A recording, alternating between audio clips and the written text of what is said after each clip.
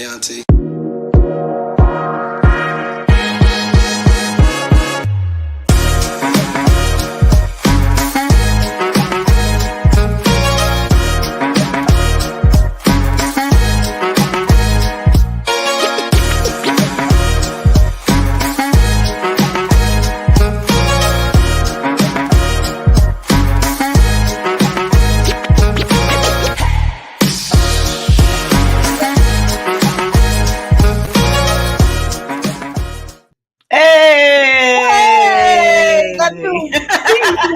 Boy, you be like, hey, hey,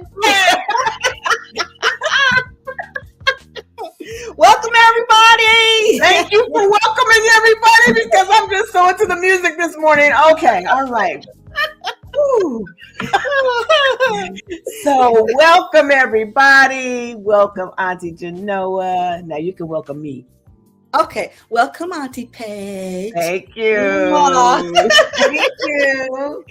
We are missing one of our aunties this morning. We miss you very much, Auntie Rose. Enjoy your day. She is still vacationing and she's relaxing. And so we just appreciate all that she's done this year and that she absolutely deserves this break. Yes. So we are here today. We're gathered here today.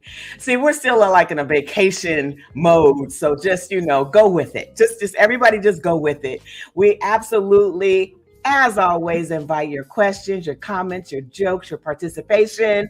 And we're going to go back over the year to some of our favorite moments, some of our favorite shows, some of our favorite guests.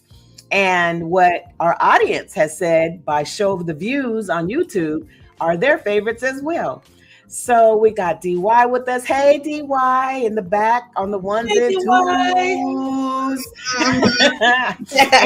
And we're just delighted to be here and just excited to bring you another great moment with us. Auntie Genoa, talk to the people. Let them know how you feel about them today. Oh my God. I love you guys so much. This has been quite the journey. I'm hoping that our journey together this past year has been enlightening, has been fun, has made you think, has made you even get closer in your relationships with your family and the people that are in your realm of influence.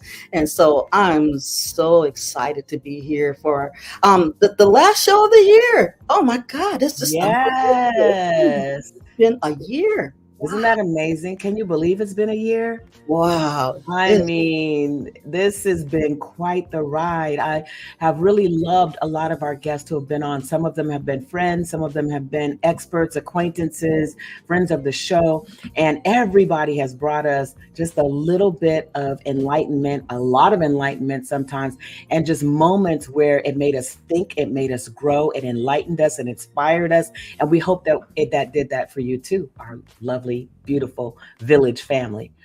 So with that, we're going to go ahead and start showing you, take a look back at some of the clips from our shows and give you the insights. Now, we had some thoughts about it then. We may have grown from that or, decided to go in a different direction in our thinking, a different perspective. But anyway, we want to know what you think about it. And so please like, subscribe, and hit that notification bell if you're on YouTube, if you're on Facebook, follow us, like us, love us. It's a yummy experience. So here we go. Let's have our first clip, DY. Oh, the first one is, I need to tell you what it is. The first clip is Crabs in a Bucket, the show from Crabs in a Bucket. And so with that, we're going to go ahead and roll. All right.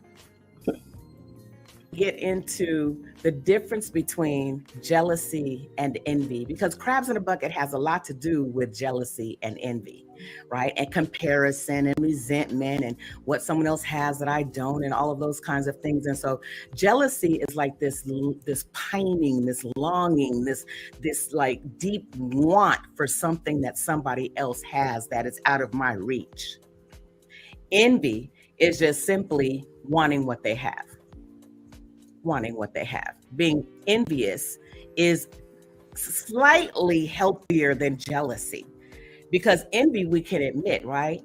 Like, oh my God, Wanda, your eyes, like I would love to have eyes like yours. It's a compliment and it's real and it's, sincere, it's above board. But for me to secretly want what Wanda has and want it so desperately that I'm willing to change who I am. Hi, Shonda. Hey. That's what really, takes us to a whole other level. Jealousy as being the main component of this conversation, right? And then under jealousy are some subsets of that wound. We're talking about wounds, the wounds of American slavery.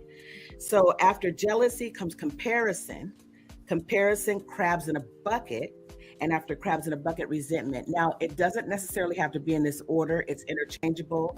It has a way of, its characteristic and its personality of crabs in a bucket is such that it can move into jealousy, it can move into resentment, evolve into bitterness. It just has a bunch of different things. We're going to talk about it. But I'm just going to read a little bit about jealousy. So jealousy keeps close company with anger and unforgiveness. Ooh. One of its main characteristics is that it causes a deep pining or longing, a want or need to be fulfilled, yet it never is. It leaves us hopelessly yearning for that which is in our sight, but out of our reach. We desperately want what others appear to have, the freedom to move about without judgment or fear. But we feel stuck, inadequate, or helpless in our pursuit of what matters to us. Jealousy comes largely from rejection and accompanying shame, anger, hopelessness, and yes, anxiety. It can cause a deep bitterness from being constantly and deliberately overlooked. She's getting it. He's getting it. Where's mine? Right. Wow. Wow is right. Let me tell you that this year, and especially the last few months of this year, I had been battling, and I'm still battling, that wound of comparison. Part of that battle has to do with this show. That I look around and I see, other people and how they're doing it and what their show looks like. And, ours is kind of different. And, is it really right? And, are we really getting enough viewers fast enough? Look at them. They're getting hundreds of thousands of viewers. And, I'm being healed of that. Part of that healing comes with, there's only one page. Right. There's only one Genoa. And so the way that we do it is the way that it's supposed to be done, because no one else is doing what we're doing either. So I don't know. There's just a lot of that, like putting blinders on at the end of the day is what it looks like. And just kind of staying in my race, staying in my lane and doing what it is that God built me to do. What do you think about that? Has that affected you, or is it different for you since we've done that show? Well, in my spiritual growth, I didn't realize how much jealousy is really covetousness. It's really covetousness because when we're jealous, we're coveting what this other person has, and we don't know what they had to go through. Come on. We don't know what they're doing. We don't know how they got it. Because I remember when I had my convertible and people were jealous of me, they were talking all kinds of crap and everything. And I was thinking to myself, you don't have to be jealous. You can go and get you a car just like mine. Exactly. Yeah. You can have the car now. All the little sub wounds underneath comparison, all the little sub wounds underneath jealousy, comparison being one of them. Like it's so weird because I'm not jealous of anyone. Right. I'm really not. I mean, I have a great life, but at the same time, that comparison thing. But I love what you brought up because that is definitely a part of it. A major part of it too, that we talked about on that show then, that's still prevalent now, even more so, is social media and how everybody puts their best foot forward and all of that. But you brought up the best point. We don't know what those people had to go through to get where they are. And we don't know what they have, the torture they might be going through to have that perfect look, because perfection We won't even go into that. But Right? perfection is so much pressure to keep up. Anyway, They we're gonna can't move on even to the they next can't clip. even enjoy where they are. They And can't enjoy enjoy it. it. Can't enjoy it. But it looks like they're having so much fun, and ooh, look where I am, and look what I'm doing, and look who's with me, and look what I'm wearing, and look what I'm driving. And when they're at home at night, they might just curl up in the bed in a fetal position with a migraine and ulcers and everything else. We don't know. So hey, good morning. Hi everybody. Hi Arlene. Hi Desi. Hi Jacqueline. Wow, Jacqueline, you have just been our major supporter since day one. So we just had to give you a special shout out. Mwah. All right. Now, moving on to our next clip, we're going to talk about growing generational wealth. We had an incredible man on. His Oh my name is God. Kenneth Battle, and he is from an organization called Compass. And it was a very European-based company. It's a Christian company, but he slid in and decided that we needed our own pocket, our own place, our special little position in that company, and to address our specific issues based on our healing coming out of the wounds of slavery. And so he created Compass Urban. Come on now, Ken. Yeah, so he was a very exciting guest. We loved having him on, and we'll have him on in 2024 because we are going to elevate financially, aren't we, everybody? Yes, we are. That's right. That's right. So go ahead and show us that clip, DY. I'm excited to see this one again. The Bible says about debt and how debt is slavery. And we have these individuals actually buying chains, which represent slavery, and how also, they are, how the Bible also talks about how we shouldn't covet the things that others have. And because of that, they are feeling pressure to, buy things that other people have. It's interesting. I've seen many statistics associated with entertainers, and so many of them have just squandered fortunes. Some of them up to $500 million. Wow. And it clearly, money doesn't solve a money problem. It's money management is what solves or causes a money problem. And there are too many people that have never been exposed to financial literacy, or they've never been exposed to financial stewardship, and even fewer exposed to financial discipleship. But at the end of the day, if you're not putting money back, if you're not budgeting, I don't care how much money you make, at some point, that's going to catch up with you. And we just see it happen just over and over again. And it's really unfortunate. We come from, so many years of a legacy of slavery, legacy of Jim Crow laws, legacy of unfair treatment, in all type of systems. And yet we have a situation where we have opportunities and we squander those opportunities just because of ignorance. Yes. Yeah. Just because of ignorance. And some things are just as true then as they are now. Right. One of the things that he said that I think is so powerful, and I know a lot of us do not like the B word, but it's about budgeting. We budget our time, we budget our resources, we even budget our relationships and how, we're going to spend a certain amount of time in our relationships. But one of the things that I think, is a powerful conversation is budgeting our soldiers, our money.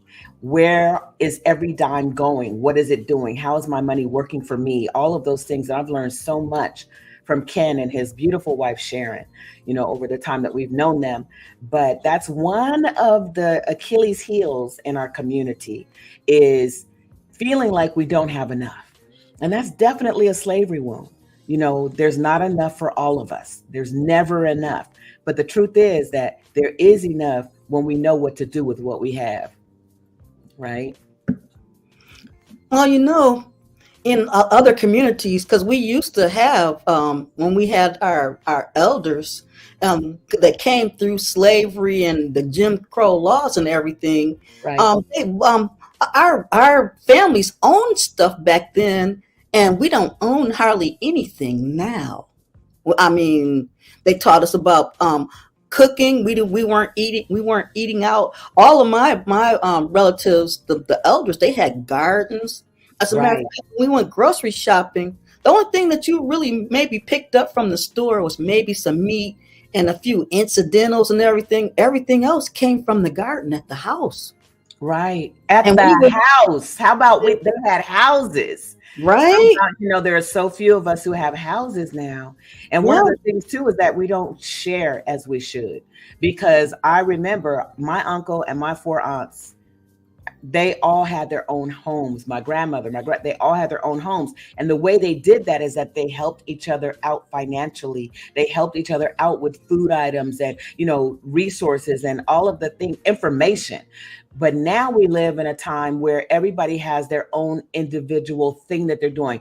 I'm building my own empire. What good does it do to have an empire when you look to your left and your right and your brother or sister doesn't have anything? Right. And the other thing with that one is, if they feel like if they help you, they're not going to have enough for themselves.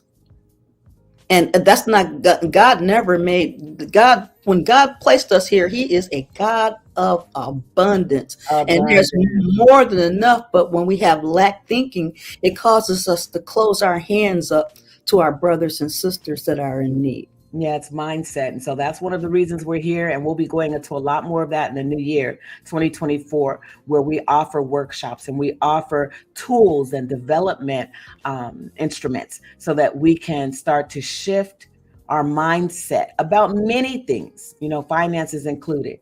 So thank you for showing that clip, DY. That was a really good one. And if you go back and watch that show, you'll get a lot of great information out of it. It's called Growing Generational Wealth. And our guest again was Kenneth Battle. Look him up, Google him. You'll see what he's up to. I enjoyed it, Ken. I really did. Amazing what he's up to, going into all of the churches, especially in rural areas and organizations, not just churches, but organizations, academic institutions. And they're really, helping people to develop these tools. And all the things that they do, all of the workshops and all of the conferences, everything they do is free.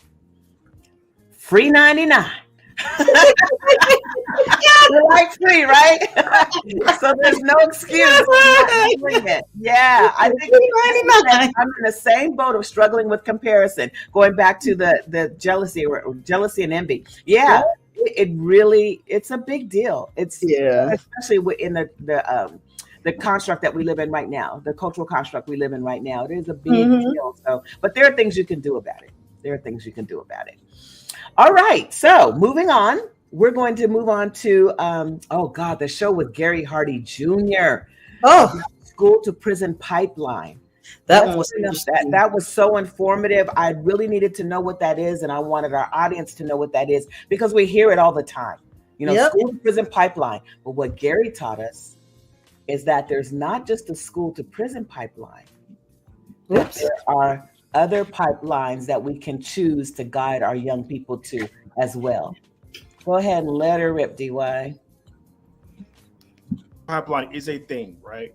Yes, it is. A collection of beliefs, policies that essentially over-criminalize and over-rely on punitive, discipline measures, and it disproportionately impacts students of color, right?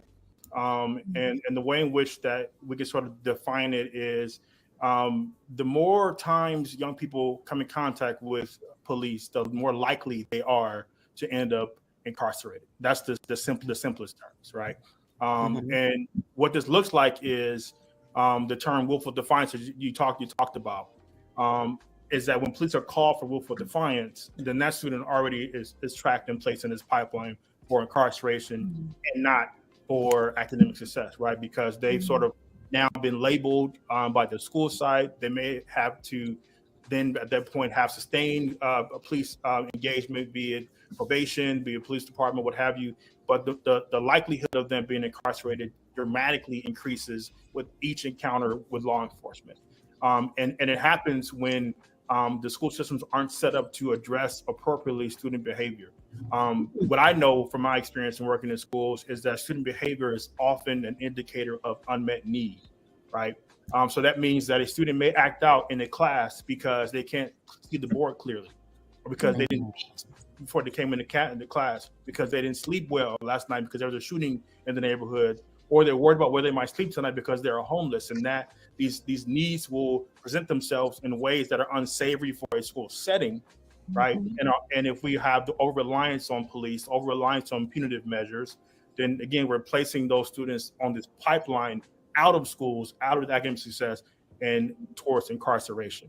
So when you think about students and the school to prison pipeline, you think about how students are in a pipeline already in a school system, right? They're tracked to go from pre-K to kindergarten to graduation and hopefully a college and a career, but there are off ramps onto other pipes, depending on what they experience when they're in a school system. And we know one of those is when they experience law enforcement, more punitive measures, then they are more likely to end up in an off ramp that leads them into prison or in some type of incarceration. And one of the basic things you can sort of look at is graduation rates. Individuals that did not graduate high school are 79% of the folks that are incarcerated in our society. Right? Yes. I recently did a presentation at a detention center in downtown Los Angeles, and that was what the education specialist, or actually the education supervisor, was sharing with me, and my mind was blown. Although it makes sense, it just, the number though is what I was blown away by, and that is the exact number he gave. Right. So from a school district standpoint, as in Limbo, what we did is we made graduation the default. So if you think about a pipe with a bunch of leaks, right? Yes. And one of the cracks in the pipe is that the fact that students were not graduating. When I was in school in 2005, when I graduated, only half of our class graduated. Freshman year, we had a class of 1,600 students. In 2005, 800 graduated. Right. So somewhere along those lines, we had all of these kids falling out of this pipeline, going to various directions. Some of them the school to prison pipeline, some of them death, some of them substance abuse, and the like. Some of them made it through and were successful without a high school diploma or achieved it later via a GED. But they think about how many kids were not selected or passed through to what our ultimate goal is, which really the basis and the default of what school should be, which is graduating through the K-12 system, right? So in our school system, we sort of made the focus on our education program be the A through G compliant requirements. We aligned with the state requirements for graduation so that you were both by default supposed to graduate from our schools and also be prepared for college if you choose to go to college, right? Okay. Not only were we trying to graduate, we'd also make sure that college was your option, not our failure. Wow. Wow, look at this comment from one of our Facebook viewers. This show caused me to take new information into the high school where I substitute and plant seeds. In that school, the story that Gary brings is being lived out. Wow. That's amazing. That sounds like that might be Rebecca. That is insane. Well, I'll tell you what I learned. It's insane the way the system works, but here's what I learned. That the school to prison pipeline is only one pipeline that we might choose to guide children into as a society. You and I wouldn't choose it, but as a society. There are other pipelines. There's the college pipeline. There's the trade pipeline, like gaining a trade in the industry where they can go and take care of themselves. A lot of people don't look at that pipeline often enough. You know, there's academician. There's all kinds of pipelines that these students can go into. And so as a community, it would behoove us to not concentrate so much on the issue of prison, of a school to prison pipeline per se. We do need to look at it, but when we're looking, we need to look at solutions and options for these students as well. Well, the thing is for me, because I was a young married mother. First I was a teen mother, then I was a young married mother, and then I was a single mother of divorce. And while I was trying to navigate to take care of my children, The schools I were working in, and they were in an effort to get people to come. They would say, "Oh, our graduates are 85%. We have this program to help you get a job after you go through the school thing and all this other stuff." But they couldn't tell you if the person that graduated is working in that field. And I'm going to tell you, the things that I went to school for and what what I've been doing for the last 20 plus years is totally different. And if you're a person that's that they lead you into the trade thing just to get up the numbers for the school and it didn't work out, and this was your last school ride, because I talked to them after I graduated, because I had this big school bill. I mean, they had to be paid. And because I remember one year I was waiting for my income tax so I could get some stuff for my children, and they took the whole thing. Wow. And I'm not even working in the field that I went to school for. And so they need to be more mindful. If you're going to get the schools is making themselves look all big, like, oh, you can go and work in this field. And then when you get to the field. Yeah. Well, here's what I want to say about that. So they are going to do what they do, but it behooves us. It's up to us to do what we're going to do.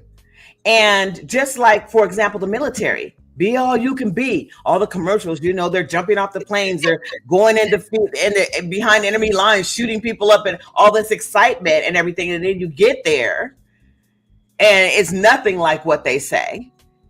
School, same thing. Oh, we can put you into this area, or you can go into that major, and you can be this and make this much money. But at the end of the day, we have to make wiser choices. We have to look at what it is that we're going into. And now, sometimes it does take a lesson, or sometimes it just takes a level of maturity, that we grow into. But part of what we do on this show is that we make sure that we're thinking, we're offering critical thinking skills, and by example, as well as literally, engaging with our audience and all of that. I really appreciate that example, because everybody's not meant for school. My husband is a director at CalWorks at Trade Tech, Los Angeles Trade Tech, where they do teach trades, but they also have, office skills. They have computer skills. So it's really a matter of us taking care of one another in terms of looking at what our options really are, not just what's being presented before us, right? Because everybody's going to make their thing look good. Oh yeah, and they made it look real good, and I struggled to take care of my children. I'm not gonna kid you. That's horrible. But I kept trying. I kept moving forward. But I think that was for what was instilled in me as a child and my relationship with the Lord. Good. I'm glad you got your way out of that. That's a lot of people don't. They don't make their way out of it, so that was, I thank God that he did that for you. And I also realized one of the Facebook users is saying, and I believe this for sure now is Rebecca. And I also realized from Gary's presentation that it might be time to bypass the administrators that are deaf and dumb and start bringing this message to the students themselves. They are not deaf and they are not stupid. They absolutely are not. They're very sophisticated. I was watching a video last night where there's a mother and a son. I watch it often. And he was saying, that we are exposed. He's in his 20s, early 20s. And he was saying, you know what, Mom, we are exposed to so much at such an early age. We know probably more than we should know about certain things, especially following the George Floyd incident and others like it, where they're literally seeing people snuffed out, on camera right before their eyes. So there's a lot that they see. And you're right, Rebecca, if that's you, that they're not stupid. They know a lot.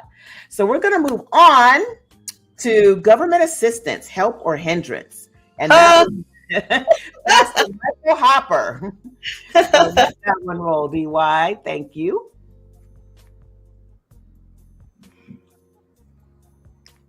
And helplessness.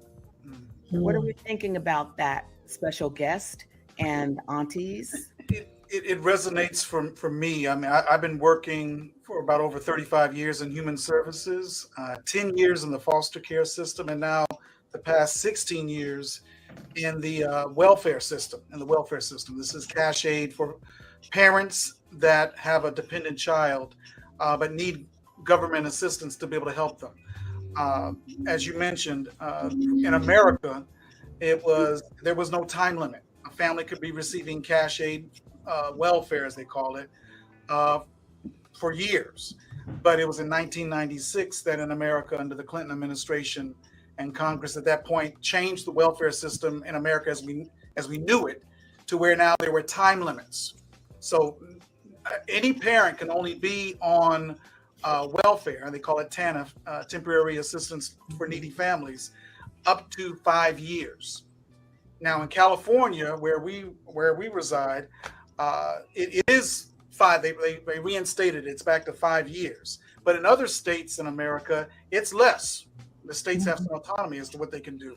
But the one thing which I've noticed as it relates to what you were sharing in the book is, and I've seen this, where in Los Angeles County, we're the most populous county in America, out of the 3,000, little over 3,000 counties in America, 10 million people, the most populous. Disproportionately, Black people, African Americans are receiving the aid. Yes.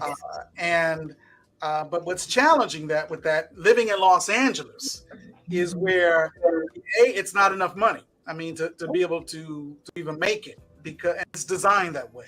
Where 2019 there was a report that came out that said one parent and one child living together would need about $77,000 every year to just live comfortably in Los Angeles County.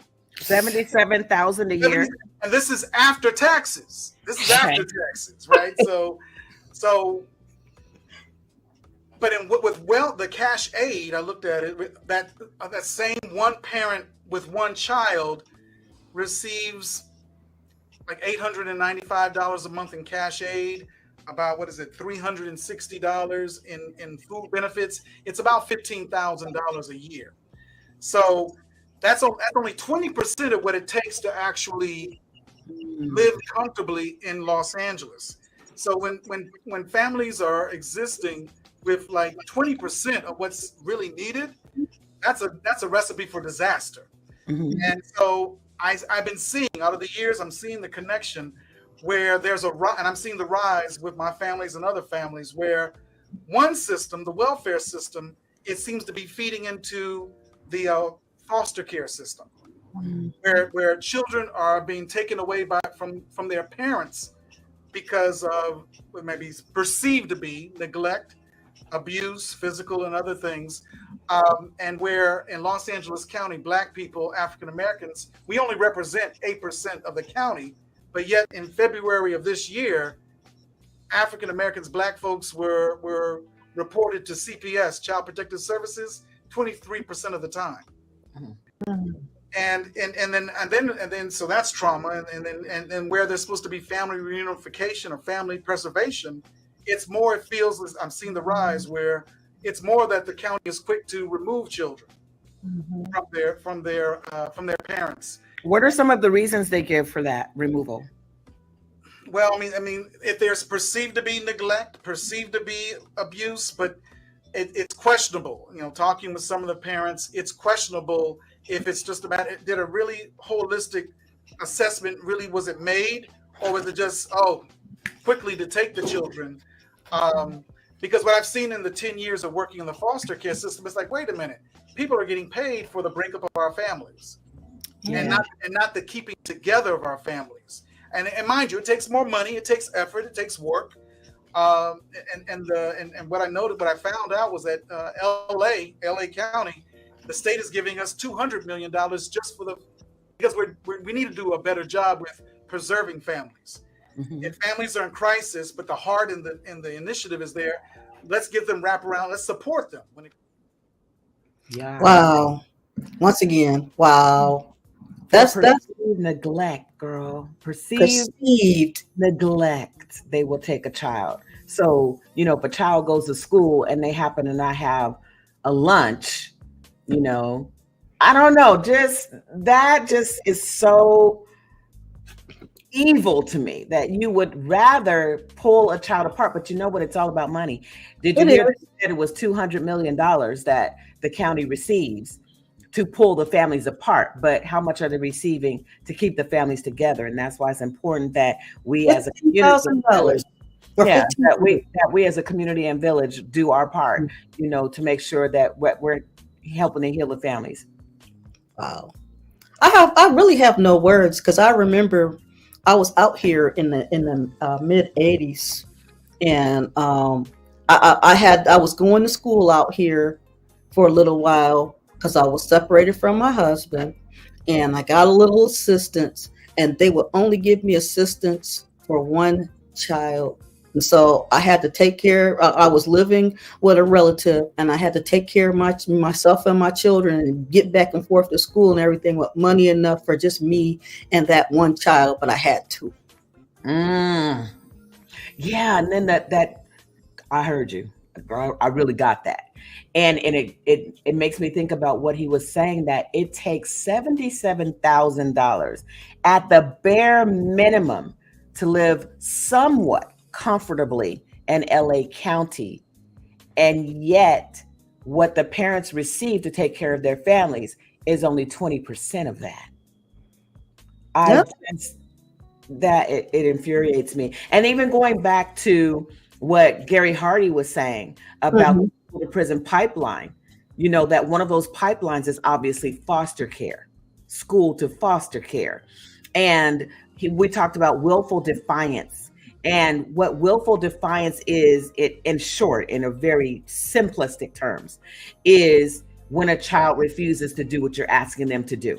So if a teacher asks a child to do something and they don't want to do it, or they feel that it's not right that the teacher is asking them, and they reject that request, then they are classified and labeled as being willfully defiant. Well, then they can call the police. The police come in and they put that child on record with the police departments as being willfully defiant, so that when they receive a call saying, you know, Scotty is being willfully defiant, the police will come pick him up and put more on his record. They'll build up more on that child's record. And what Gary was also saying is that at the end of the day, Rebecca's listening to me say at the end of the day, in the end, she doesn't like when I say that. In the end, the behavior is a reflection of an unmet need. Right? So it's a cycle. Because if there's an unmet need, there's going to be behavior, which could be labeled willful defiance. That takes the child down the pipeline to prison, because that's where, you know, they're going to, or foster care.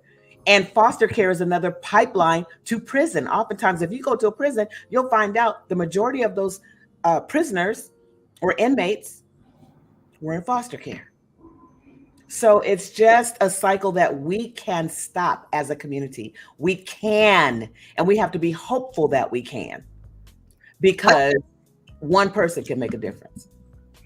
You're right about that. I call it a system of catch and release. Every time they catch a person and they tag them, so then when they catch them over here, they tag them again, because I have a family member that was in, and they would if they were going to get out, they would let them out at like 12 or 1 or 2 o'clock in the morning, and if somebody didn't come along and pick them up within that half hour, they would scoop them back in there and put them back in. Wow. And that's why it's important that families really surround their loved ones and give them the support that they need. And that's the main thing, the love and the support. Those are the main two things that are missing. And this is based on experience and conversations with people who have literally been incarcerated. You know, it's not just something Paige is making up off the top of her head. I've done the research. You know, and it's so simple. We think about the politics, we think about, you know, the economics, we think about the education and all of these institutions.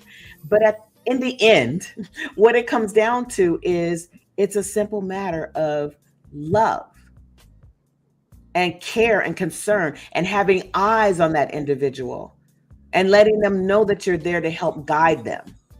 It doesn't take a lot of money. You know, a lot of families that do this don't have a lot of resources, but it can be stopped. And that's called recidivism, when they keep going back into the system over and over. And I don't know if you knew this or not, but that's literally a term that they use, catch and release. Oh, In this system. Yeah, it's catch and release. That is literally what they're doing when they go get these kids. They're babies. They're not, high schoolers necessarily. Sometimes they're in elementary school, and they'll go get them based on willful defiance. So anyway, yeah, these have been some really interesting conversations. yeah, we had a lot of heavy ones, huh? Some heavy hitters.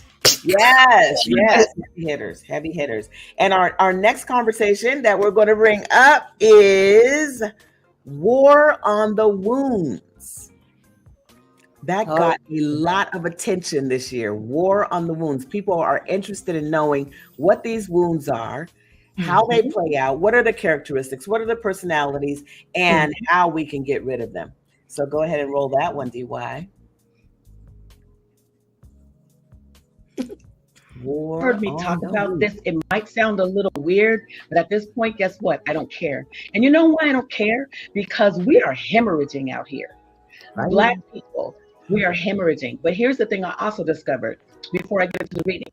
I discovered that every time I went somewhere, I used to always say, before I would begin speaking, by the way, yes, I'm Paige Means Hopper, the author of Healing the Wounds of American Slavery, and I wrote this book unapologetically for Black people, my people. But one morning I woke up and I literally heard the voice of God tell me that, Paige, I want you to stop saying that, because yes, you wrote the book, and yes, in your heart and mind, it was unapologetically for your people, but what about my people? Right? And so when one of us is hurting, we are all hurting. And so while these wounds were exacerbated by the institution of American slavery, they're universal. They can affect anyone, and they do affect everyone. Wow, I was on one that day. You was. I remember that, because she was like, I know. You was like, you was on fire before we even got started. Oh, I know you guys are looking at me like this. Your eyes are where's she going? Oh my God, can we go with her? I don't know. Oh my God, that was funny. Someone says, one of our viewers says, racial profiling, a term so deeply entrenched that it has almost numbed our culture, is now showing up in its new variant in the schools, even elementary. Exactly. Wow. And it's what I encounter as behavioral profiling, just another name for the same thing. And that's how they track people through the system. Absolutely true. And that is the labeling. That's exactly in easier, more simple terms. It's labeling. They are putting labels on children. And that also helps them medicate the children, by the way. If they have a certain label. Desi said, I've seen kids taken because parents were not able to supply enough food for the kids. Yep, that happens too. That's a thing. That is definitely a thing if they can't provide enough food. Wow. And rather than them saying, here's a voucher, go get some food. They'll just snatch the child because they can make more money that way. Isn't that something? But yeah, I mean, the war on the wounds, and I think that's why I was on one that day. I was just so intensely wanting to convey what these wounds are, because they are continuing to do damage in our community. And girl, it's like people are more interested. I won't even say that. I was about to say people are more interested in entertainment and distraction. I don't think they are more interested. I think it's just that the wounds are so painful that it's hard for people to face. But the way that we deliver this information is very compassionately, because we have the wounds too. Right. And, we're all coming into a healing, and so I don't know. I don't want to get on the soapbox about it just now, but just know that there is hope. There's always hope, and there's always help. Yes, there is. Heavy, but true and very interesting. Yeah. Usually what we're talking about is heavy, because okay, here we go. So what We Are Your Aunties is all about is disseminating the information in the book, Healing the Wounds of American Slavery. because a lot of people have said that when they pick up the book, they're not able to get through the book, they say, because it brings up so much emotion for them. And so what we're doing on the show is we're showing you the historical context of the wounds, which is American slavery. Mm-hmm. But then we're bringing it into today's language and today's environmental, behavioral, ways of being and living lifestyle, right? We're bringing it into a current lifestyle and showing you how these wounds are still affecting us. And then we go to what we can do about some of these things oftentimes, and just invite your feedback on, how these wounds are affecting you and others, and, what we might continue to do based on your understanding of things. And so one of our viewers is saying, I found that more and more white people are stunned to find themselves identified in a book written by a Black American author and about the Black American experience. And it's absolutely true, which is why I say these wounds are universal. Think about it. Let's go over what the wounds are. It's fear, right? Contained rage, meaning you're so full of rage, but yet you don't have a way to express it. A lot of people end up with migraines. They end up with ulcers. They end up with high blood pressure, diabetes. A lot of different stressors can bring about medical conditions, jealousy, self-hatred, damaged belief system, over and underachieving, mental illness, which there are many forms of mental illness, Right. grief and brokenness. How many people, even during this season we call the holiday season, how many people right now are in their bed with the covers pulled up over their head because they've lost a loved one, because they've lost a job, because they just feel that they can't go on, because they have these wounds that they're battling that they don't know what to do about? Death and masking and pretending. So it just goes across the board. And it's just interesting to me when I've encountered some of my white readers that they tell me, Paige, your book changed my life. Because not only does it help me relate to Black people in a different way and have more compassion and empathy and understanding of what Black people are talking about when they say, what a struggle it is just in day-to-day living, not only in America, but across the diaspora. But it's also helped me to identify some of my inner wounds, because just like the institution of slavery caused us to have certain wounds in our DNA, also the generational prodigy, or I'm sorry, oh my God, I can't think this morning. I'm still on vacation. I'm sorry, you guys. The descendants of the ancestors of the slave holders, the ancestors that were slave holders, also have that mess in their DNA. The brutalization, the terror, all of the things, because they could not have done it to another individual if that wasn't already living in them. Does that make sense? Am I being clear? So that's why I think that War on the Wounds was one of the most popular videos that we put out this year. People are really wanting to get rid of these wounds and realizing we have these and they want to get rid of them. They want to be free. They want to be free. They want to be free. It's worth going through the pain to get to the other side of the freedom. You're so right, Auntie Genoa. Desi says, I'm thankful for foster care. I'm thankful for the foster care I was in. Otherwise, I would not be where I am today. It's interesting. There are two sides to that coin, because there have been some really, I won't even say great or awesome, or I'll say extraordinary cases of foster care situations where the kid will end up coming out even better than they would have with their parents. But every child wants to be with their parent. My husband let me know that when he was a foster care social worker for about 10 to 12 years. And he said, Paige, you wouldn't believe it. No matter how much the children are brutalized and abused at home, neglected at home, they always want their parents, their original parents, their bio parents. And so in some cases, yes, it does make a difference, foster care for some kids. I've seen it where they've thrived in some areas, but emotionally, they're still arrested. They're still, craving that love and thirsty for that affection that they missed at the beginning of their lives. This is Jacqueline at Kids in Film Multimedia. She said, so much healing is needed and the fight continues based on the direction this country is taking us. We won't go back. We won't be erased. We must continue to pay attention. I love that. That's the main thing that we need to do is pay attention. Pay attention to what's happening with us. Because if we continue to project our attention at, society and this country and the politics and how it's being run and all of that, we'll miss it. Those are distractions. Can I just give you that hint today? Those are distractions.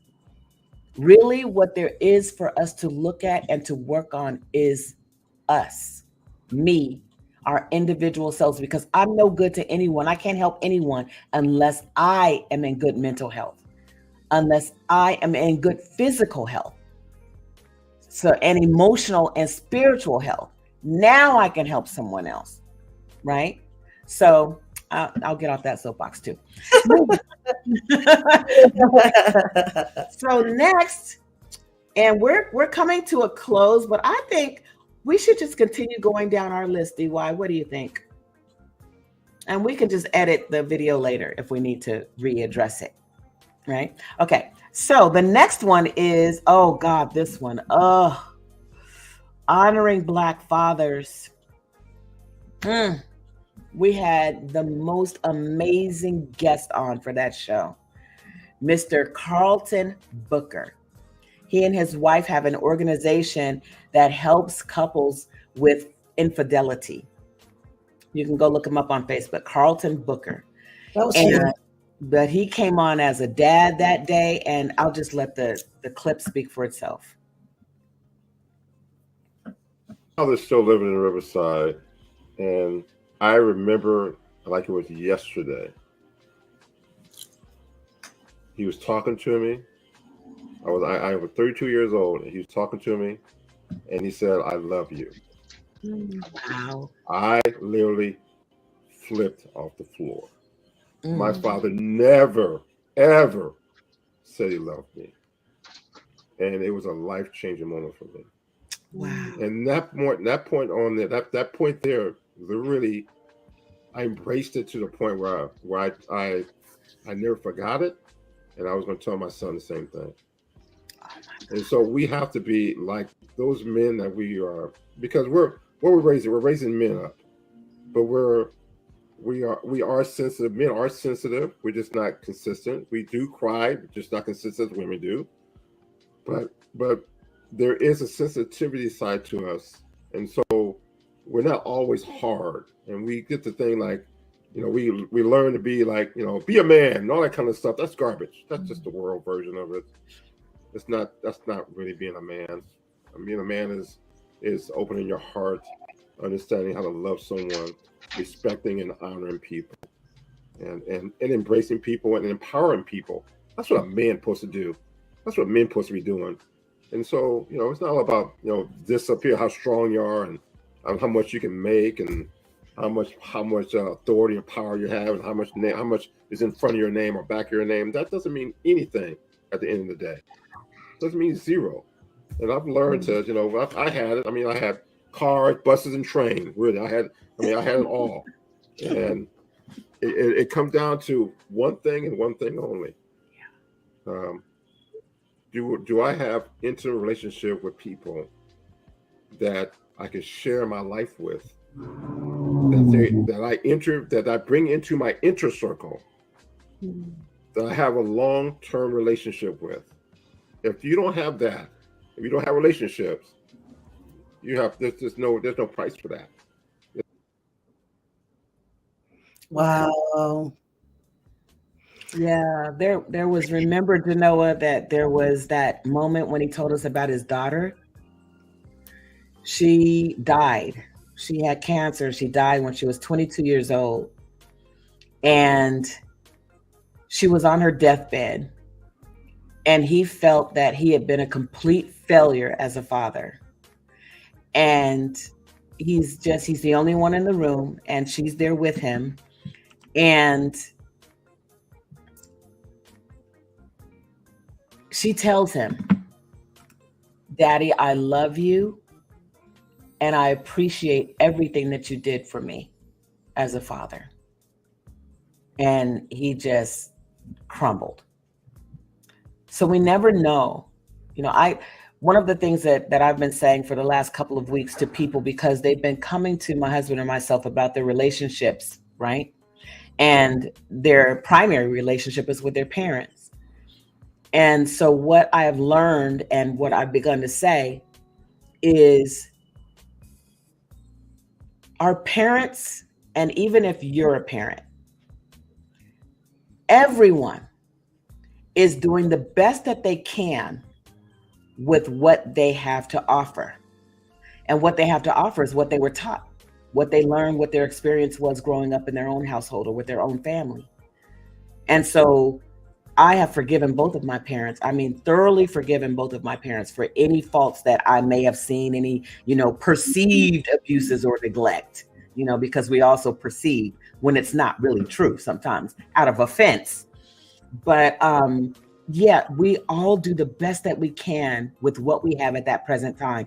And sometimes the best that someone can do is abuse someone else because that's all that they received. Not to say that's right, it definitely isn't, but at least it gives us something to hold on to, a different perspective or way of looking at it so that we can navigate our emotions and our feelings around it and get to the truth of the matter and come out of it on the other side more powerful and with a stronger perspective than we went in. I don't know. What do you think? I have some people that I have shared with. They didn't have the best relationship with their parents. I think all children, depending on what your parents are dealing with, you have to learn how to get to know them and navigate and not be expecting them, especially if you get to be an adult, to be come to you with all this stuff that the world places on you. And I simply told one person, I said, you have to choose whether you want to be right or if you want relationship. If you want relationship, everything that you're holding, you have to throw away. All of it. If you want relationship. That's really good. And relationship is much more valuable. The other thing that he said that, oh my gosh, I just thought it was the whole show was just so juicy. It's so great. You have to go back and watch it if you didn't see it, ladies and gentlemen.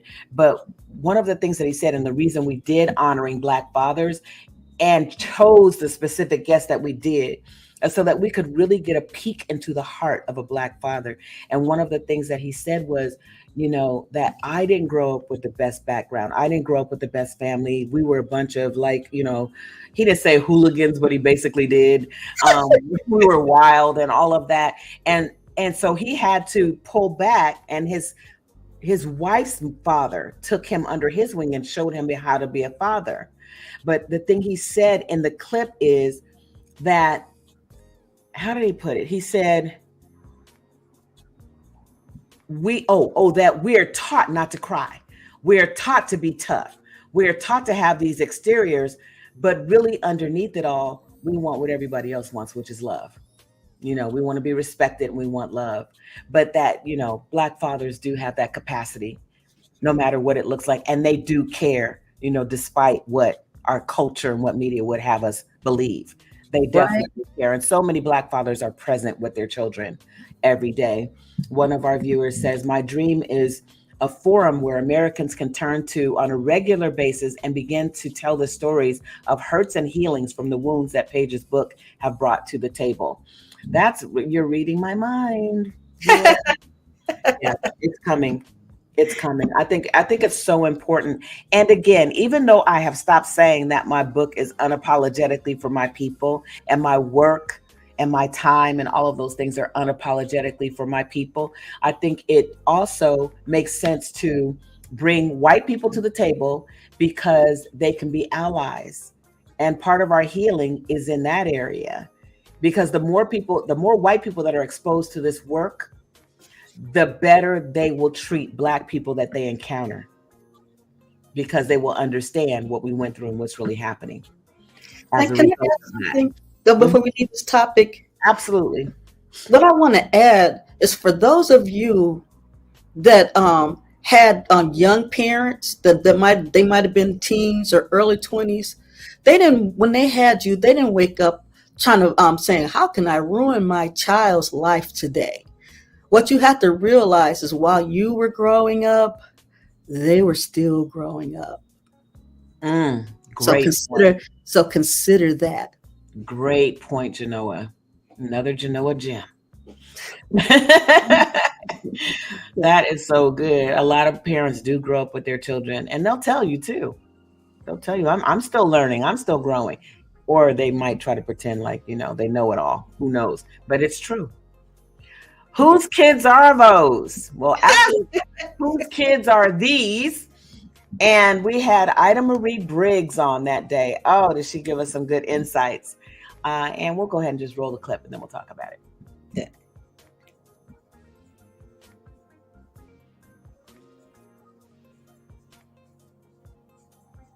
We really will roll the clip. I was waiting. Again, it's a tough topic, and we're going to talk about other things besides that, but I just think that this is so pressing, because when we look at the numbers, our Black children are dying at a 50% higher rate than their white counterparts. I mean, and it's sad that any child is dying at their own hands by suicide, because they feel so hopeless and so full of despair that they would take their own life. So I'm wondering, aunties, if you can bring just a little wisdom or insight to what you may see or feel in your spirit as to what's going on with these children. It's the broken families. It's the broken families. When I was born, my parents were married. They had a home together. I had aunts and uncles around and all kinds of family. We did all kinds of stuff and everything.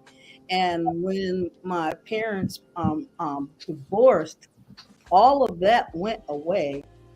And I was forced to become like a little adult, because I was the oldest and I had younger siblings. And my dad worked all the time trying to still provide. And my mother, she worked and did whatever she did. and I would explain stuff to my children, and I said, haven't you guys never wondered, when I tell you about stuff, why certain things started at 5 years old? That's because my parents split up when I was 5 years old, and my life changed. It changed so much. If there wasn't some fortitude and I still had relatives around, it wasn't the same. But I contemplated, and I even tried to kill myself as a teenager. So I understand what they're feeling. It's just the broken family relationships. There's no one to care. I had one uncle, that my favorite uncle, and he always came and saw about me. It's all a child needs, is one caring person. That's it. And what I want to allude to is, because when I was in a situation where I was homeless and bringing my sons with me, I was just under the assumption that if I made it, we'll be all right. But I never checked on them, because I was so busy pushing and grinding to get us from one place to another, thinking they were all right. And what they showed me in their behavior is they weren't all right. We just assume, because we're dragging them from one place to another to get to a better situation, they haven't grasped all what's happening. So his father was gone. There's no male figure. Mom is there, probably doing her best, in despair, and she's doing whatever, trying to keep her focus on trying to get them in a better situation, assuming this baby was all right, because if she's all right, he's all right. And that is not the case anymore. We have to realize that, just like even with your divorce, we just did it. We got separated. My baby's 5. She'll be all right. We assume she'll be all right. Yes. When I was growing up, school was my safe haven. If I couldn't go to school, I would cry. That was my space where I could be a kid, where I didn't have, there was no extra expectations, adult expectations of me. I love that you're sharing that story, because I have so many children. And also, school is the only place where a lot of children get their practical needs met. Like, if they serve a breakfast, a free breakfast or a lunch program, and, they can come after school and participate in activities, and that, and they get that extra love and attention that they wouldn't normally get at home. Wow. That Auntie Marie nailed it. My children paid the price for my struggle to keep the family alive after Dad was gone. It happens so often. And Jacqueline said back in the day, even neighbors were family. If I did something wrong on the way home from school, my mother knew it before I made it home. And I might have gotten 2 or 3 pops to the rear along the way. Exactly. And that is what's missing. I mean, if you even look at somebody's kid today, they're ready to fight you, and they don't even understand that they're really there to help you. But I wanted to also say that, when all these kids are our kids, whether we realize it or not. I did a workshop on divorce, and I drew a diagram on the board, and the diagram was 2 circles and interlocking. Right? Like interlocking like that. I don't know if you could see that. Interlocking circles. And inside the circle is the child between the 2 interlocking circles. So when a divorce occurs, these 2 circles separate, then the child falls through between the 2 circles. And they fall and they break into a million pieces. Their heart, their mind, they go into a fog, kind of. And the mother is usually busy, as the mothers on this show have said, making it happen, keeping my family alive, making sure that they have a roof over their head, food in their belly, and that they're going to school every day or involved in their activities. But at the same time, she may get to a point where she's trying to form a new relationship now, and that person might have children. Same thing with the father on the other side. If he's a good father, he's still trying to help provide for the child financially. He's trying to figure out his life. He may get with another mate who has children. So now this child, even though everyone's looking and the child is well fed and the child has, the energy and all the things that they need to go to school and be successful, what's missing is the emotional support. What's missing is the mental health.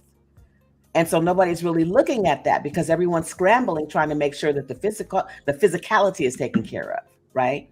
So it's just interesting what kids go through that we miss. Like Marie was saying, I thought they were okay. They had all the things that I thought a child should have to grow and thrive. But then I found out through the behaviors, which goes back to Gary Hardy's conversation, if there are behaviors, there's an unmet need. If there are negative behaviors, there's an unmet need. And so if all the other needs are met, the food, the housing, all those things, then they're still misbehaving. There's something else that's not being met. So what is that? And any of us can say something to a child. Any of us. Some people say the wrong thing. We won't talk about that. But there have been many times, when I've said something to a child when they're misbehaving or something like that. We have to stop being afraid of the children. We have to stop being afraid of them. I think that's a lot of what's happening too. Go ahead. I'm sorry. Go ahead, Genoa. What I was going to say is, I think it's not so much being afraid of the children. It's the consequences that come from those that are around that have made it a crime to be able to be able to be part of a child's village. They make it hard for you to be a part of their lives because they have this child isolated for whatever the reason. So it's not that so much that you're afraid of the child, it's the consequences that come with the social construct that we live in right now. That's interesting. I think it's both. Because I've had the conversations Okay. where, adults have literally said to me that the only reason I didn't say something to that child is because I was afraid they might try to hurt me because what they were doing. Yeah. You haven't heard that or seen that out here in these streets? That the child might try to hurt me, might turn that energy that they're doing that behavior with and turn it on me and do something to me. Like, for example, we see these videos with these kids rushing into stores, snatching garments off of racks and food off of shelves or whatever it is they're doing, jewelry, breaking whole windows in a jewelry store and taking the jewelry and running to their car. And no one is saying a word. What is that? Is that being afraid of the social construct and what's around them, or afraid of addressing that individual's behavior? Somebody pushes an old person down. You're going to just stand there and not say anything because you're fearing that they will come and punch you or knock you down. I mean, it's out there. Trust me, it is. I've heard it more than once.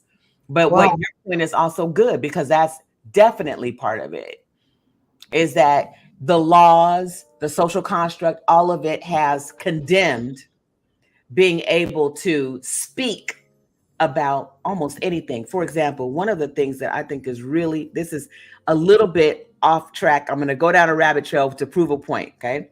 Okay.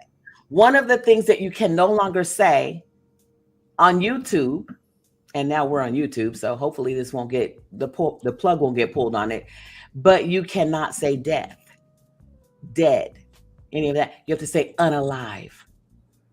Have you seen that? See, these are things we have to be aware of. Like, so he unalived him. That changes our whole entire construct and vocabulary and language, even more importantly. We have to say he unalived him. That's not correct grammar, first of all. And then it doesn't describe exactly what happened. We can't say suicide. He unalived himself. Go check out. That don't even make no sense. But that's what it is. And so I'm saying that, all of society is shifting in that way. It's like we can barely say or do anything these days, to your point, which is that, society has set it up so that we can't even touch a child, like put our hand on their shoulder and say, excuse me, son, don't do that, or whatever. Because now you have invaded his space and assaulted that child. Jacqueline says, I agree, Auntie Paige. It is both. I used to be able to stop neighborhood kids from misbehaving. Not today. I might get beat down, fear, shot, fear, or have the parent ready to beat my door in and me. Yeah. Wow. Absolutely. You'll get canceled on YouTube in a hot minute if you say the wrong thing. Wow. Yeah, so there's just a lot of that going around. But in reference to our kids, though, I will always be that auntie who will say something. No. And then come what may, because they're not going to go to prison or be shot or miss out on a prime opportunity because I didn't have the audacity to stop a behavior or nip it in the bud. Won't happen on my watch. Sorry. Wow. Sorry. Not sorry. It all boils down to this. One of our viewers is saying, if we don't begin to focus on healing from the wounds that Paige Beans Hopper talks about, an unknowing wounded person create a child through hooking up with another unknowing wounded person, and the wounds of American slavery will go on and on and on and on and on. Wow. So we have to talk about it. We're doing the main thing that we need to do. Mm-hmm. And we have to talk about it, but beyond talking about it, we have to be about it. We have to practice what we preach. Mm-hmm. I hear a lot of people say, "Oh, I would never," why I would never. Okay, I'm getting silly because we're still on vacation. why I would never, allow that behavior around me. I would do this and I would do that, and then let the thing happen. It'd be like they never said it, huh? The very thing that they said that they would never tolerate, right? Oh my goodness. I would never. I sound like a cartoon. I'm sorry. All right. So, but seriously, like, just watch people's behavior, what they would never tolerate. Oh yeah. And watch when it happens and see but we have to be the change that we wish for or hope for. We have to be the change. It's more than a slogan. It's more than a meme. Put that puppy in action and see what happens. Let me tell you something too. I'll tell you a secret. Come in close. The secret is that young people want boundaries. They do. They do. They need them. They don't know what to do. And especially now with social media, like everything goes. When did we ever, when we were younger, and I'm not saying there's anything wrong with this, although, I do feel a certain kind of way about it. Mm-hmm. When did we ever, someone tell us, okay, I'm going to take your picture, pose. And we turn around and present our backside for the photo and then never our shoulder. Never. We never. We want you to see our face. Right. They want everybody to see their backside, right? There are no boundaries. And I'm being gentle about this conversation because there's a whole lot more that I could say that I see. Mm-hmm. But just to keep it PG. Yeah. So things like that. Let's move on. All right. Let's go to hustle and grind. Is hustling and grinding killing us? Go ahead, DY. Bring it on up. Let's talk about it. May sometimes be essential to breaking through walls that block the path to our real goals. But we do not need to be in perpetual hustle and grind mode to prove ourselves to anyone. Right. So aunties, here we are, hustle and grind. One of the things that I did in preparation for tonight is I went ahead and just went out in the thesaurus and looked up hustle and grind to see if this is the way we want to live our lives, right? Hustle and grind. Everybody's out here hustling, grinding, grabbing for those bags. To hustle, push roughly, bump, knock, shove, nudge, elbow, shoulder, crowd. I'm tired of listening to the list. Good Lord. Pressurize, coerce, force, compel, badger, pester, hound, harass. This is hustle? Very. Prod, spur, browbeat.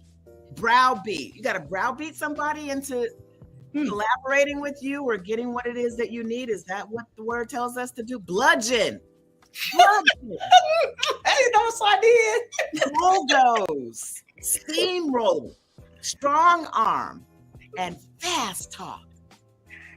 Ooh, that's hustle. Grind, crush, pound, pulverize, granulate. That's grinding somebody down into like dust and molecules, right? Grate, like some cheese. Mince and shred, like some meat. Crumble. Could you melt me and put me together, please? Smash, fragment. And this one is the best of all. Move laboriously. Wow. Oppress, persecute, tyrannize, suppress, afflict, maltreat, and scourge. Ain't that scourge what they did to Jesus? Hustle, grind. Now. Oh, I'm exhausted. Oh, you should be. Good Lord. I never looked at hustling and grinding the same way after that show. It was like, oh my God. And so when you hear people saying, oh, I'm hustling and grinding. I'm on my grind. And when I hear that, I think about that list, and I'm like, that's a lot of work. Ooh, you know what? It goes back to crabs in a bucket and being jealous of other people too. Like if they're hustling and grinding like that to get where they are and present what you see on the gram. I'm doing it for the gram, just get that perfect image out there. It's too much work. It's way too much work. And another one that I cannot stand that's out there now is slay. Don't that mean kill? Slay all day, right? So do we really want to slay each other? Nah. Do we really want to have our foot on someone's neck? Okay, so what it is like if you are just like dressed to the nines and you got your hair, your makeup, and all this stuff done, or it could be a car, you got a brand new car, and you are just slaying the people. I'm just slaying them. I wake up and I slay all day. And they have the nerve to even say pray and slay. Well, why would you want to kill other people? Aren't we going through enough? Slaying me. And then the other thing is putting your foot on someone's neck. When you're all like dressed up and all that stuff, you're putting your foot on someone's eye. You get your foot off the people's neck. It's like, language is important. No wonder we're having so much problems. I'm at my best today with my language because my brain is still on vacation. I'm not kidding. But at the same time, I understand what we're talking about here. And when we're talking about slaying each other, it works. It happens because then we literally are killing each other's spirits. We literally are killing each other's, mental health. And in some cases, it comes down to, as in crabs in a bucket, being jealousy. Jealousy leads to death. It could be killing someone over something they have. And that happens all the time, whether they have a person that you want, whether they have an item that you want. Remember when people were out here killing each other for, Michael Jordan shoes and all the things, chain snatching chains off people's necks. Anyway, I'm going into a whole other thing, but hustle and grind. And then those people who have the things that hustling and grind brings, the material things, makes it look to someone else as if, I need those things. What do I need to do to get that? And if they don't have a hustle or grind, or they don't have a job even, they'll do whatever it takes to get those things. So hustling and grinding is not a good thing, in my opinion. Now, working very hard, we have to work very hard, especially at certain periods of our life if we're trying to achieve certain things. But hustling and grinding, trust me, it's all those words and worse. So that's hustle and grind. Wow. Yeah, we don't need to do that. we don't need to do that. No, because, and you know what, for those of us who have a spiritual, background or standing, relationship with God, what does that say about our relationship with God if we're out here hustling and grinding? He's not taking care of us. That's very disrespectful, isn't it? Oh, yeah. To say about your father, he's not taking care of you when he absolutely is. So we won't go deep into that, but we're going to move on. Oh, wait a minute. Oh, yeah. There's that element of conning someone when you hustle them too. Oh, yeah. Absolutely. Wow. Con. Wow. The whole thing is a con. Right. All righty then. Let's move on to our next topic, our next video. That one was funny. Oh my God. We had a field day with that one. We had a time last night with that one. That was some major eye and mind candy. That's what it was. It was interesting. We weren't there. Just to save us some words, we're going to go ahead and show you a short clip of what happened. But before we do that, I want to say, hey, Auntie Rosemary. Hey. Hey. So we've got lots and lots to unpack here, right? Yeah. So before we do, we're going to ask DY to roll the clip.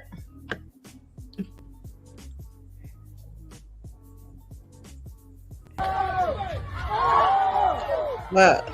Turn that heck. So here we have a co-captain of a boat on the Alabama riverfront, Montgomery riverfront.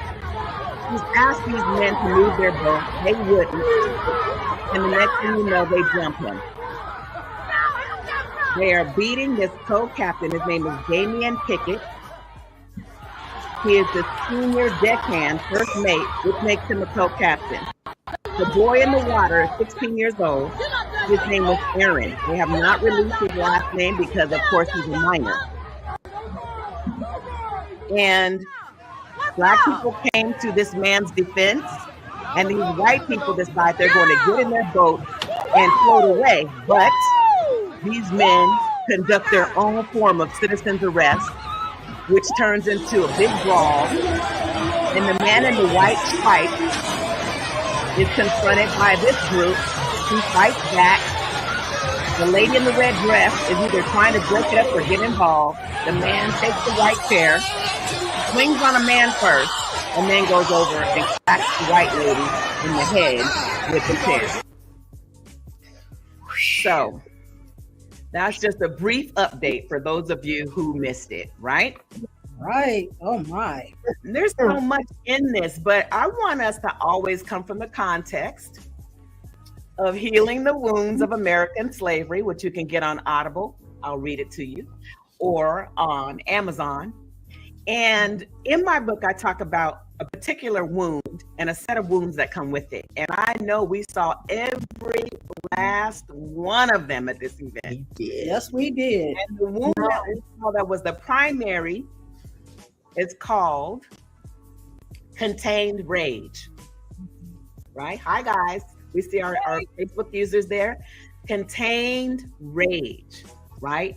And along with contained rage, there's so many things that we could unpack with it. But understand that when we're talking about these wounds, we're talking about stuff that's in our DNA based on enslavement, right? Our ancestors in enslavement. So with the contained rage comes bitterness, anger at God, loss of faith, no trust, misplaced trust, easily annoyed, irritated, weariness, and suicidal thoughts. I think we saw some major weariness unfold there. Like, we are tired and we ain't taking no more. What do you think, lady? Oh, they were past tired. Yes. I think we all are tired. Hundreds of years worth of tired. Hundreds of years worth of tired is what I think we saw in the book. So it was interesting because in the beginning I said, you know, the black hat toss, right? The man who was wearing the hat, first of all, the man who was conducting his own business, minding his business, doing his job on that dock. Damian Pickett, 40 plus years old, with medical condition, hypertension and diabetes. And so essentially what we see is we see people coming to his rescue, which we don't see every day with Black people. Anytime we're involved in something, you know, people say, call the police show up, and they do us worse than what we're already going through, right? Generally speaking. But the man who swung the chair, his name is Reggie Gray. And so my question is, I mean, there's so much to unpack here. So let's just take it step by step. So let's go all the way back to the historical origins of what's in Montgomery, and particularly on that dock. Yes. So I went to CNN because I already knew that there was some historical context there, right? That would bring this on. But even if you don't know a whole lot about history, you have to know that Montgomery is where the whole bus boycott took place, where Rosa Parks sat on the bus because she was tired. Somebody wanted her seat and she wouldn't get up. And that led to a whole bus boycott, right? But then before that, let's go all the way back to when they were bringing enslaved Africans into the colonies, into the country at that point. And they would start them off at New Orleans. They would either put them on a rail train or they would put them on one of these boats, and they would transport them up the river to Montgomery, Alabama, to that very dock where all of this took place. So it's just interesting, right? That it all unfolded there. I don't think there are any accidents. I just don't. No. I don't think this was a coincidence at all. I mean, spiritually speaking, especially. Wow. Yeah, that was a whole bunch going on right there. Oh my goodness. Update. So Damian Pickett, the co-captain who was on the riverboat pulls up. The white guy's boat was a schooner, I think was the name of the boat, was sitting there in the parking space for the riverboat. The black captain gets off the boat. He goes to the men and he instructs them to kindly move your boat. We're about to pull in. He asked them several times. They go on the loudspeaker, call the owner to the boat. They won't move their boat. And the co-captain is insisting that they move their boat. Well, these white men didn't like that this black man was telling them what to do. And you see what unfolded. They attacked him. He throws up his hat and the rest is history. But they attacked him first. They physically attacked him first.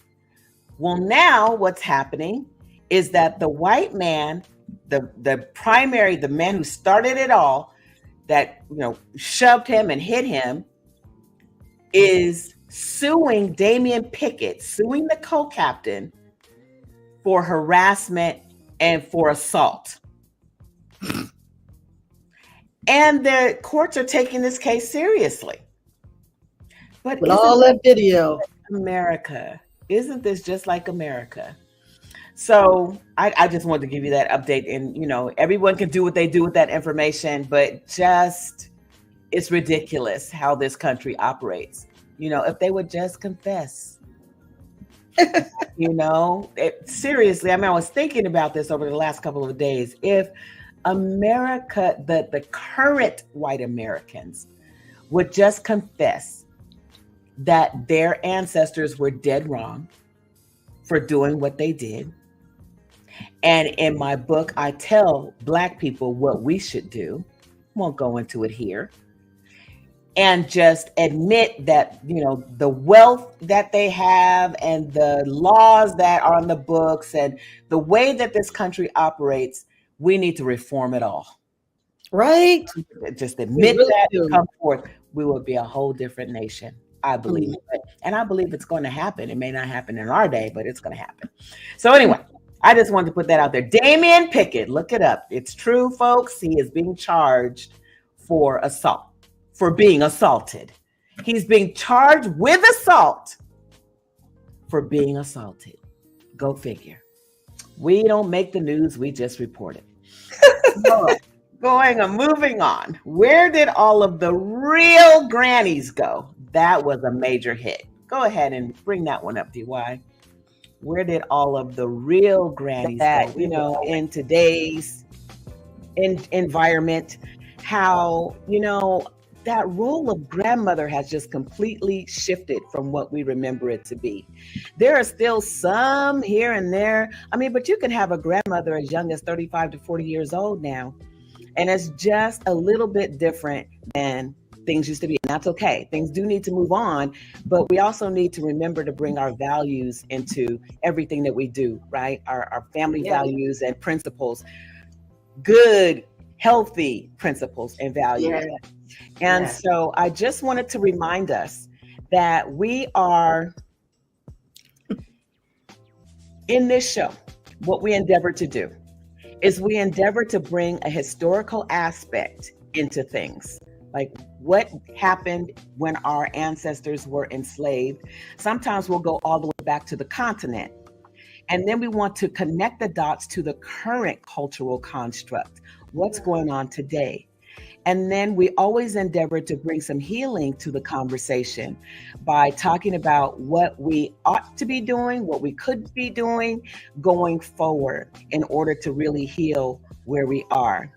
So I just wanted to bring up, I know that there are certain things that go into being a great grandmother or a great auntie, a great uncle. And so I just wanted to talk about some of those qualities that we might remember from either our grandmothers or grandmother figures. And I'll go first. So Mrs. Arizona Wickware, queen of all queens. I'll tell you, one of the greatest memories that I have of my grandmother is that no matter when we went over to her house, no matter what time or day or of day, she would always have something on the stove. Yes. Yeah. Right? And not in the microwave. No. She didn't even own a microwave, I don't think, until maybe the last days. I don't remember a microwave ever being in my grandmother's house, actually. And it would always have been home cooked with love. Yes. And you were either going to eat while you were there, or you were going to take a brown paper bag home with you full of food to not only have for yourself, but to share with others. I remember her tea cakes. None of us in the family have been able to get those down. My cousin Patricia, she comes close, but none of us have been able to do that. I remember her peach cobbler, her greens, and she would always mix like the collards and the mustards, and she would make it, I mean, just put her whole leg in there, right? Yes, indeed. The whole leg. Yes, indeed. Yes. I mean, just, you know, you would walk into her house and just smell food and love. And that was one of the best memories. I have so many memories, but that was one of the best memories that I had of my grandmother.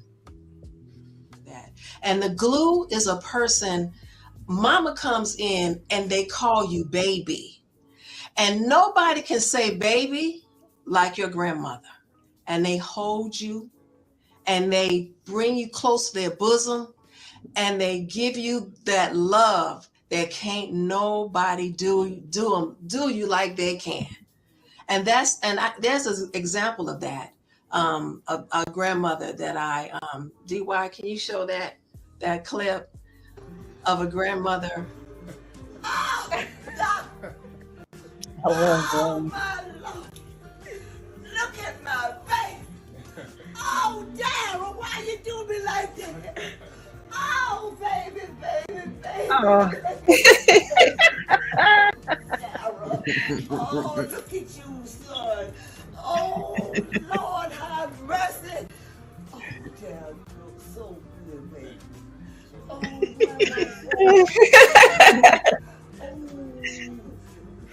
God. Kobe. Why you didn't tell me? And you know what? I remember my grandmother with the bob earrings and the necklace and the costume jewelry was just so beautiful. I wish I had it today. And she was the glue where everyone would come and ask for advice. They would ask for money, but she used discretion. And I would ask her different questions. And she said, I said, how do you know that, grandmama? When she told Lucy May, when she first met the boyfriend, get rid of him. She said, Mama, you only met him 5, get rid of him. And then her answer was live long enough. She knew right away. She didn't have to have a 2-week conversation. She didn't have to sit down to dinner. She knew what was the type of person he was. Now, when we lose the glue of the family and everybody just goes crazy, they lose it. And it's just no coming back from it. But the glue is what held us together.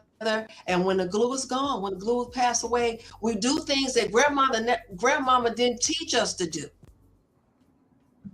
Wow. Oh, that is just so moving. Every time I see that clip, it just makes me really, really smile. Because, I remember my children, even when they got older, and there's times when your child just needs a hug. And I remember my son is like almost 6'5", and I would get him and pull him on my lap, and I would just hug him. It was like, oh, he be looking all big in my lap, be smiling and laughing. But they need that. They need it. They need it. And also the discipline. I mean, there have been times when, my grandmother had to get with me, but she would do it. And so, even though it was tough, she would do it in such a way that I knew my grandmother is only telling me this because she loves me. Right. Now, there will be times, my parents might tell me something. I wouldn't have that attitude. I would be saying, you know, they're just trying to run my life. But I knew like she would get a look of concern on her face if I would tell her something she didn't like, or, you know, but she would always listen to every word and then give me the most incredible wisdom that, you know, nobody else can give, because they raised your mama, right? So you know, they raised your mama, and now here you come. And they're helping in most cases, some cases, I guess, you know, helping to raise you. So they know you. They knew you before you even knew yourself. Right. You know, in such a way, because they know that part of you that is their child. You know, oh, it's just a grandmother's love is so delicious. I just cannot even describe it. Well, what I loved about my grandmother, now she was a church mother. She'd been in church a lot of years and everything, and she prayed Bible and everything. But when stuff was going on with you, and she talked to you, she give you what God's word says, but then she will also encourage you. So even if you were doing something that wasn't right, she would encourage you to do the right thing and help and make you feel like you can keep going forward. She didn't beat you down and have you all like, you know what I'm saying? Isn't that amazing? Just the wisdom and the word. And young people loved her. Young people loved her. Yeah, I believe it. We have one more as we wrap. We're getting ready to wrap. Thank you for those of you who have stayed with us. I know some will come back and pick up the end. We've stayed much longer than we normally do. Yeah. But the last one is important, and it brings us up to the end of our year. Are generational gaps a thing? Yeah. Are generation gaps a thing? So let's take a look and see.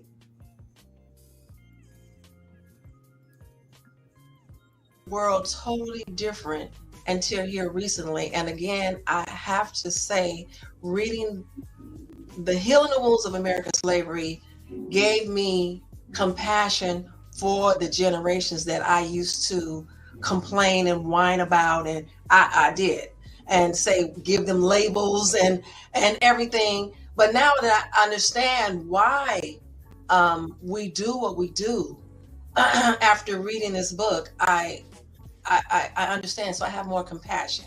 But I'm here to talk about the whining and the complaining. I'm going to do that.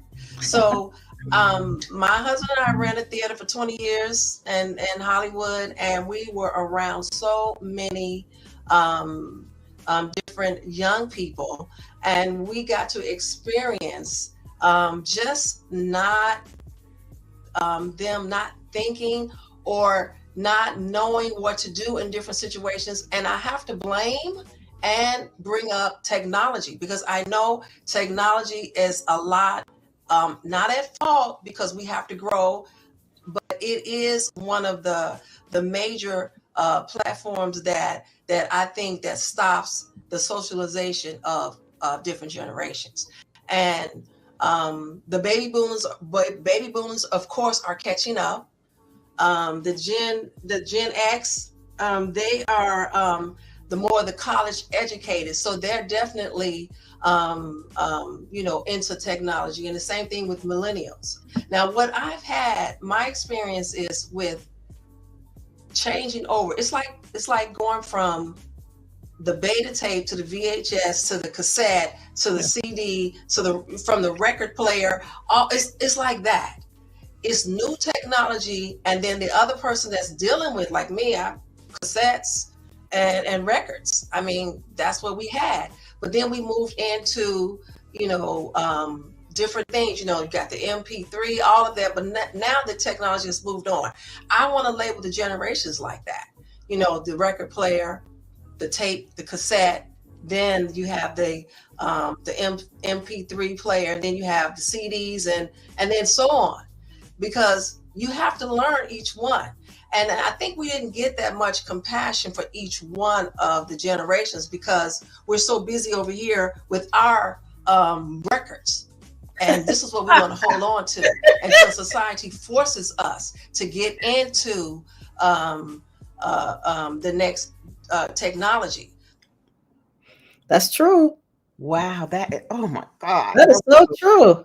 Yeah, one of the things that is so powerful is that for me,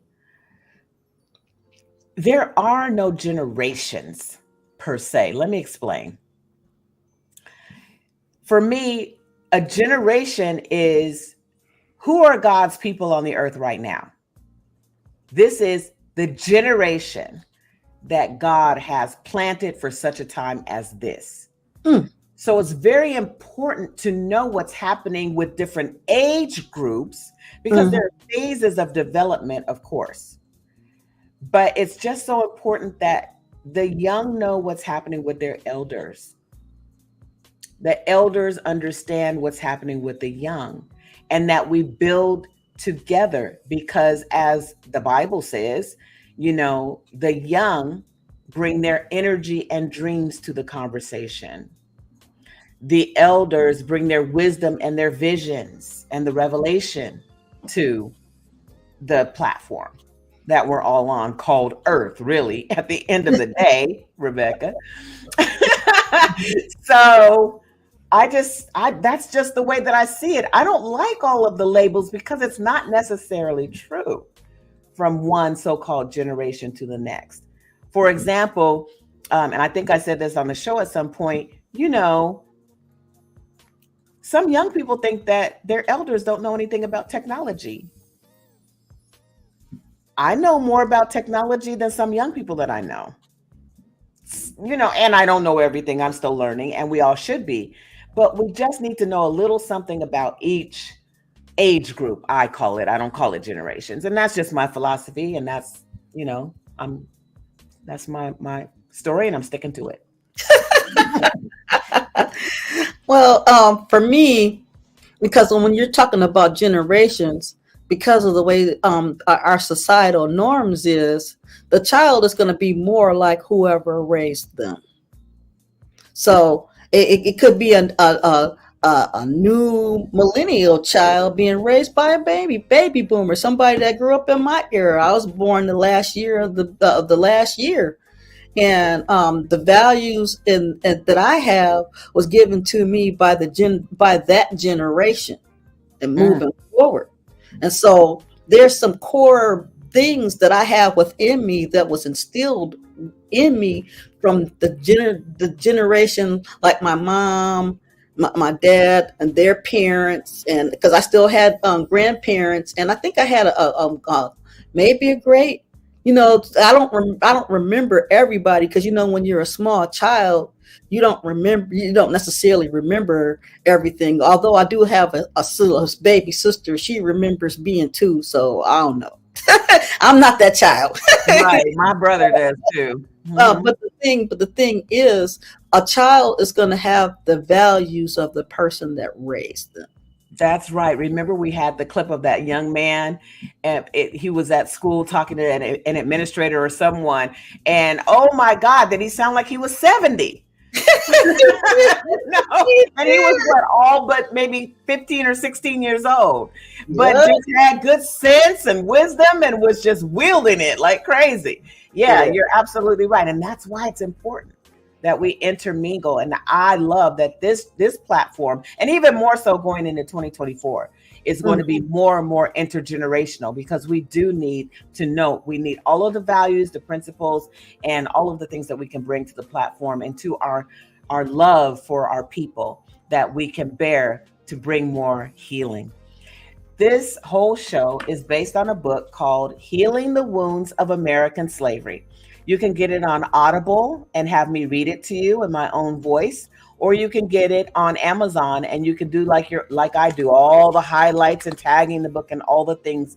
It is the most incredible book because it literally outlines 10 of the major wounds that our ancestors experienced during slavery and inadvertently passed down to us. These wounds, generational wounds, passed down to us. And more so, importantly, is what to do about them. We are going to be having all of our workshops unfolding. Oh, so many things. We have tools, journals. Oh, so many things that are coming your way. A second book, by the way, called The Path. So whereas this book tells us what the problem is, the path will tell us what to do about it, even more so. I'm just super excited that We Are Your Aunties. We are your aunties. You can tell us anything. And when I say anything, I mean anything. But there's a way to say everything. We will be back for you in 2024. We have loved and enjoyed you so much this year. This year has been an adventure. You see, even going back to the videos, we even looked different, right?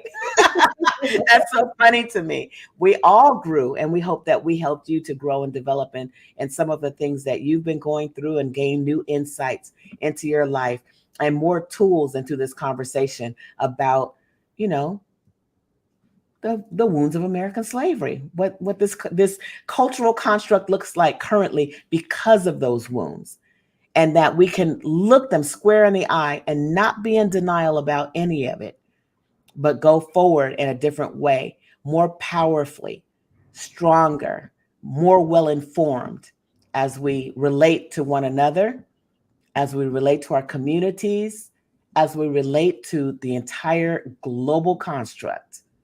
Thank you for tuning in. We've enjoyed you thoroughly. Hey, Rose, we missed you. We'll see you soon, and we'll see you again soon. Bye.